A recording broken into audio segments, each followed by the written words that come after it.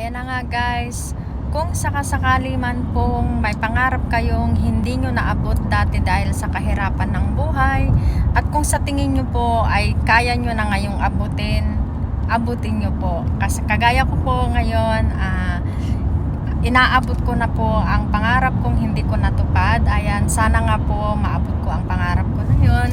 Ayan, ito na nga, ngayong araw na to ang pag-umpisa natin sa pag-aaral. Ayan, thank you sa aking partner na napaka-supportive. Ayan, maaga ako nagising kanina para pumasok sa school. Ayan, kaya guys, wala sa edad ang pag-abot ng pangarap.